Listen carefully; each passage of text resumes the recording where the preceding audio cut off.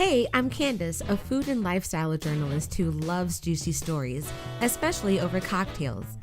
There's something about a great drink that makes people pour out their soul, and bartenders are all too familiar with that. And he goes, hey, she's really pretty over there. He's like, but I don't really talk to girls. What am I supposed to do? So, I'm hitting the road, talking to bartenders near and far, listening to what they have to say. Welcome to DC. It's home to scores of history, culture, and politics. And as you know, when politics are involved, a scandal is soon to follow. In fact, I've arranged a meeting with DC bartender Alan, who, from what I've heard, has scandalous intel. I'm hoping he'll fill me in while sipping on his original Three-Eyed Raven cocktail.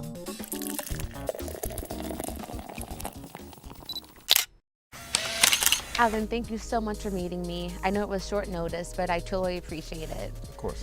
And I think this is a pretty good space for us to talk freely, and just tell me the information that I kind of heard through the grapevine. Apparently there was this lobbyist who I hear did some ridiculous illicit activities, kind of out in the open or something like that. Most definitely. So one thing that people don't realize a lot about DC, especially or any major city, is that sometimes you're going to encounter a lot of people who are like your high and mighty, some of those people that are on top of the food chain. And a lot of time you think that those people are, pretty much by the book.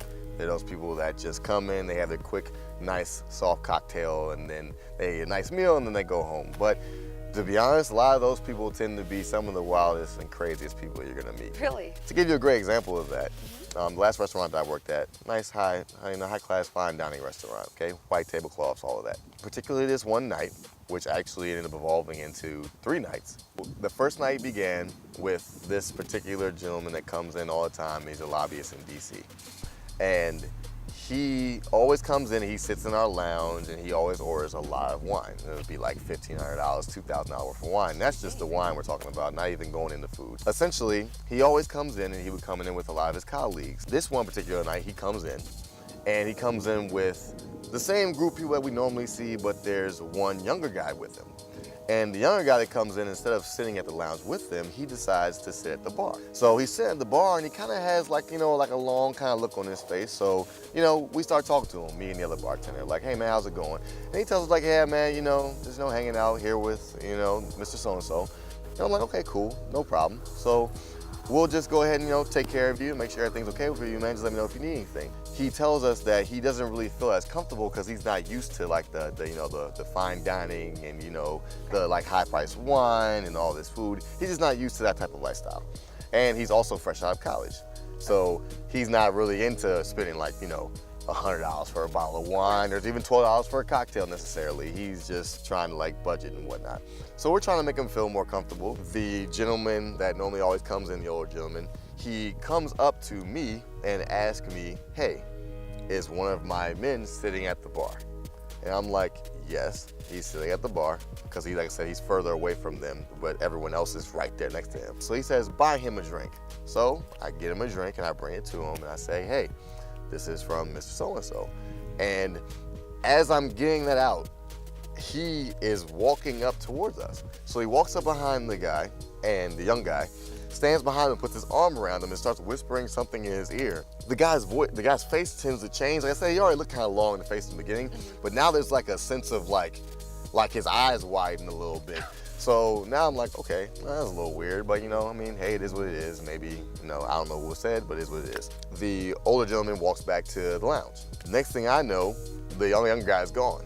We don't know where he went. Apparently he just walked off and we just didn't see him. Poofed out of nowhere. So I go to the other bartender and go, hey, did you see the young guy? Did you see where he went? And he said, yeah, I think he said he was going to the bathroom. So I was like, okay, cool, no problem, that's fine. So we're sitting there, about 15 minutes go by, maybe 20 minutes.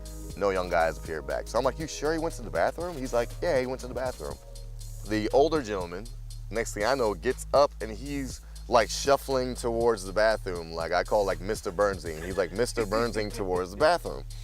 And he grabs the door and goes in. I go to my other friend who's a bartender and go, hey, look, you said that guy went to the bathroom, right? He said, yeah, he went to the bathroom. I'm like, okay, well, Mr. So-and-so just went in the bathroom, so are you sure? He's it was one of those personal bathrooms, yeah, not a stall. One person bathroom, one stall. I was like, we'll just wait for a little bit. see what happens. You know, maybe he went to like the one in the back or something like that. You know, maybe we confuse it. We're sitting there and I'm taking care of other guests, and all of a sudden, all I start hearing is, Shut up. like No. this. So I'm like, No. what is that? Like, what is that sound? And then we hear this coming from the bathroom. Our service well is right near the bathroom. I go to my friend, I'm like, look, you hear that like I hear that. And he's like, I know. So I'm like, I'm gonna go and get our sommelier, who was the manager on duty at the time. So I go and get him, and I'm like, hey, look, I'm just letting you know, I think something's going on in the bathroom. Because there's this loud smacking noise coming from the bathroom, and we believe that there's two people in the bathroom, and it's Mr. So-and-so and somebody that came in with him. So he's like, nah, man, I don't think that's it, man. I think maybe, I mean, you might be hearing like smacking sounds, but I think they're probably, I don't think they're in the same bathroom. So go back out front, go back to working. Again, loud smacking noises all of a sudden. Now I'm like, okay, I can't do this, man. I can't work. Like, I mean, it's impossible for me to work hearing that behind me. I'm not lying to you. He's like, okay, cool. I'll come out, stand out in the bar, and wait to see who comes out. The door opens up. The older gentleman comes out, goes back and sits in the lounge. So the sommelier is looking at me like, come on, man. See, I told you it was just him in there, and I was like, just wait a minute. Just wait a sec. Just wait 1 second. Just wait for it. About 2 minutes later, here comes out the young guy, walking out of the same bathroom. After he adjusts himself. Yeah, exactly. Wherever he did, whatever went on in the bathroom, it was just like, I don't know. But he comes out, he sits down at the bar. Now, instead of him being like in the suit and everything, he's got the blazer off and it's unbuttoned like to like right here. And he sits down like, my friend who's one of the bartenders, he's straight out of New Jersey, super straightforward. So he's behind me when the guy comes back. And I'm just like, hey man, can I get you something else to drink, man? Are you fine? That's so awkward though. Exactly, and he's just like, and he's about to say his drink, but the bartender behind me literally goes, so what happened to that bathroom, man? No! So now I'm like, yeah, man, I'm not gonna lie to you, man. I kinda wanna know what happened in that bathroom. Yeah. So he looks up at both of us and goes, well, that's a conversation for another day. Another day? Yeah, another day, swear to God. I'm looking at him like, another day? My friend's like, nah, man, that's a conversation for right now, like right now. Like, what went on in that bathroom? So he's just like, oh, man, this is just the way of the world now, man. We kind of have to do some things we may not want to do, but, in the end, it's going to put us in the position that we want to be in, right? So we're just like, all right, that's enough. Now my brain's running through my brain's bringing up the worst case possible scenarios in my head. So I'm like, you know what? I'm just gonna leave this alone. Right. So day 2, same old. Like, everybody's setting up, getting ready for everything. So he come in like right at that time to make sure he had the lounge because that was his spot. The 2 young guys come in, but this time they sit in the lounge. They go through a normal night. Everything's pretty regular. Up until probably about 4 hours of them being into it. They, run through a couple of, thousands of wine. We look over and the older gentleman is sitting there with his arms around both the young guys. There's young guy here. He's sitting there with his arm around both of them. And, we have like the recessed lighting and stuff like that, man. It's calm, but it has its spots where, it illuminates things pretty well. So he has a ring on each of his fingers and they both have diamonds on them. So he's doing this on their backs like this. Me and my friend are like, do we have to go through this again? Please tell me we're not gonna go through this again, because now he's got 2, man. What's about to happen in here, man? I'm like, come on, man. Please tell me you're not gonna do this. Next thing you know, they're like, okay, we're gonna move away from the lounge. We're gonna move to some of these high tops over here, because it'll give us like a little more room for everybody to sit kind of like around the round table type thing. They sit down at this table, and the 2 young guys are standing up because there's no more seats. At this point, I'm starting to get a vibe that is almost like a fraternity type of thing feel, you know what I mean? Like it's like you're getting hazed type thing. You gotta stand up and get the drinks and do all stuff like that. So I'm like, okay, maybe that's just what this is. Next thing you know, one of the guys has his pants down around the back of his calves. Mind you, he's in a full suit, pants down the back of his calves. Clearly can see his boxers, all of that. I'm like, is his pants down? And then my friend is like, dude, the dude's pants are down, bro. I'm going to get Brett now. I'm going to get him down. Sommelier comes out, and he clearly sees that the guy's pants are down right here, right? But he hesitates to walk over because the older gentleman has his hand almost borderline in the back of the blazer. Like it's in the back of the blazer, almost down by the boxers. So he's, of course, a little standoffish because he's like, I don't want to walk in. I don't know what I'm about to walk into. Right. Let me assess the situation like a little more, and then I'll go ahead and get into it. Plus, like I already told you, he's a whale. So, you know, he comes in and spills, he spends his money. So $2,000 of wine on the table, they don't really want to upset him or make a scene. He goes over to him and says, hey, look, I don't know what you got going on, man, but can you, like, you know, just, you know, the guy's pants can't be down. And then he was like, okay, cool. So guy pulls his pants back up, puts them on, and we don't see anything or any issue from the pants being down anymore. So then this same night, right before they leave, the older gentleman goes to the bathroom, right? This time his driver walks both of the young guys to the bathroom, and they go in the bathroom. I'm just really sitting there like, why, man? Like, what did we do to deserve this? Then the driver comes over to the bar and orders a drink. And so I get him his drink, and he's like, you want me to tell you something? I was like, I mean, he was like, Mr. So-and-so wants something? He gets it. And pounded his drink, walks away from the bar, goes outside. Commenced with the same situation, right? Smacking. Loud smacking happening all over again. Sommelier hears it. He's at a loss. All the smacking happens again. Old gentleman comes out, goes outside to the limo, and leaves. The other two guys, they come out, all long faces, blazers over his shoulder, and they walk out and leave, but they left in an Uber. Then came the third day. So the third day, I'm like, all right, if he comes in here, man, I'm telling you, I can't do this. I really can't, man, because I mean, we didn't heard slapping. I didn't see a grown man with his pants around his ankles. I didn't see him rubbing on people. I don't know what's happening in here. Not even necessarily secret, but not so secret, a place to like fondle people and touch people. Like, what is happening? So the sommelier goes, all right, cool, if he comes in here today, then I'll actually do something about it. During that conversation, I didn't realize that one of our co-owners actually was there, and he overheard us having that conversation. He was like, what's been happening? So I'm like, okay, this, and this happened over these last 3 days. He goes to our sommelier and says, look, if he comes in again, I'll handle it, right? So now I'm like, yes. He comes in again, right? Comes in, this time it's him and two other guys, but not young guys, just guys that normally are there with him. They come in, they sit down. Immediately, the co-owner comes with me and goes, you're talking about this gentleman? I'm like, yes, him right there. So he's like, cool, I'm gonna go speak to him. So he automatically beelines for him and goes to talk to him. Says, hey, can I speak to you, please?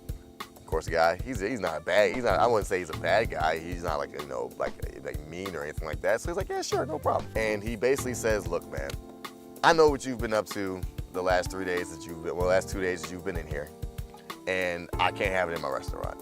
So at first he tries to play it off like, last 2 days. And he was like, I haven't really been here the last 2 days. And he was like, well, no, I have cameras, so I know you've been here the last 2 days. So I know you've been here. And I also have cameras to see what's been going on in here when you've been here the last couple of days. So I'm just letting you know that we're not going to allow that anymore. If you're going to continue to do that, then you probably should find some other place to go. But at the end of the day, we're allowed to be here, and we'll take care of you no matter what. I mean, honestly, you've been a good customer for us. This is the first time anything like this has ever come up.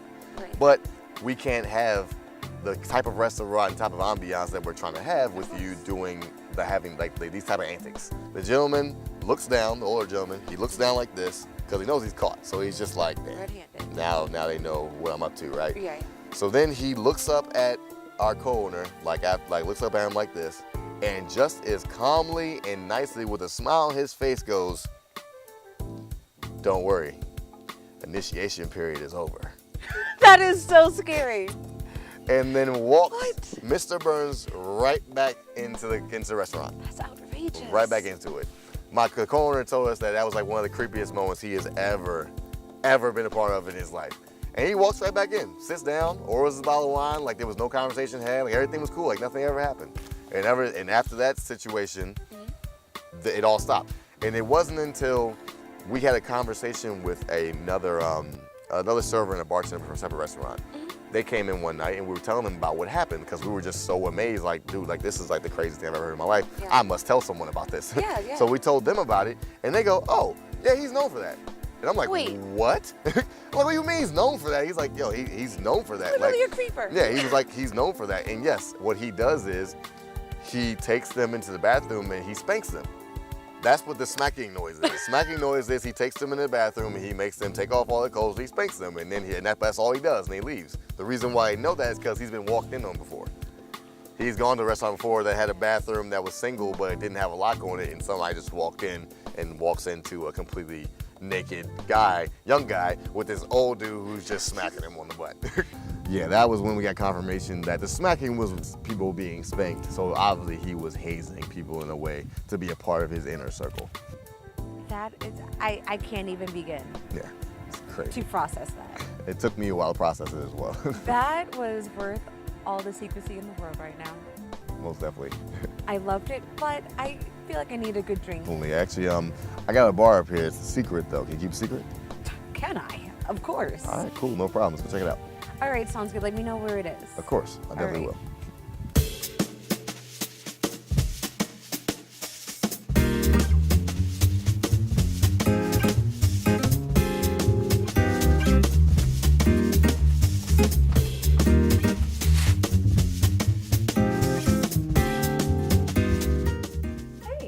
Hey, what's going on, Candace?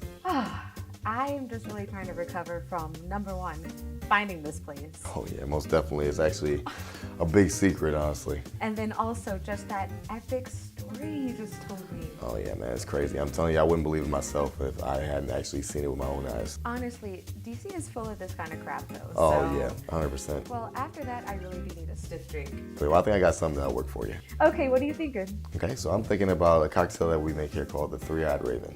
Okay, that sounds Game of Thrones-like. Most definitely. So it is called Three-Eyed Raven because it's inspired by Bran Stark. Okay. Bran Stark is a character from the show that is the brother of Jon Stark, who's a pivotal character as Right, well. right. So the way this drink ties in to Bran is it has activated charcoal. The activated charcoal not only makes it a nice black color, so Three-Eyed Raven, ravens being black, but also activated charcoal blocks toxins and allows you to carry them out of your body. Exactly. So the reason why that ties into Bran is because Bran is a medium, so he's able to see into the past and see into the present as well. Very cool. So that's like the out-of-body experience. That's how those tie in together. And then what is like the spirit base? So the of spirit this? base is mezcal, All right. and it's a particular mezcal, so it's Montelobos Espondine mezcal. Okay. Yes. So Espondine mezcal tends to have like mesquite hickory notes to it. It's also got a little bit of ash and wet soil in the nose, and then on taste wise, it has honey and like roasted agave. So it's a nice complex mezcal, but it holds up very well in the cocktail. Very cool. So I kind of like recognize a couple of the other ingredients you have over there. Is that an ale reduction that you have too?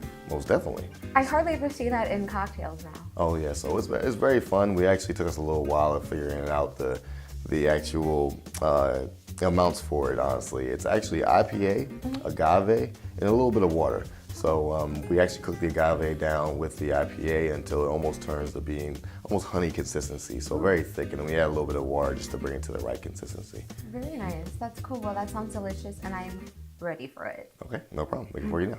What's going on, guys? My name is Alan Gregory, and I'm going to be making the Three-Eyed Raven for you today. We're going to take 2 ounces of Montelobos Espondine Mezcal. Then we're going to do 3/4 of ale reduction, and we're going to use a 1/2 ounce of lime juice. Then the star ingredient, we're going to use a 1/2 bar spoon of activated charcoal and 1 kaffir lime leaf.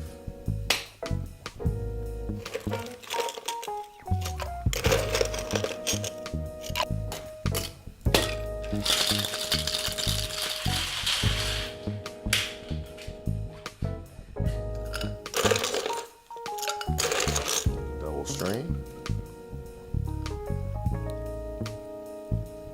with club soda. And we use an orange peel for garnish. This is the Three-Eyed Raven cocktail.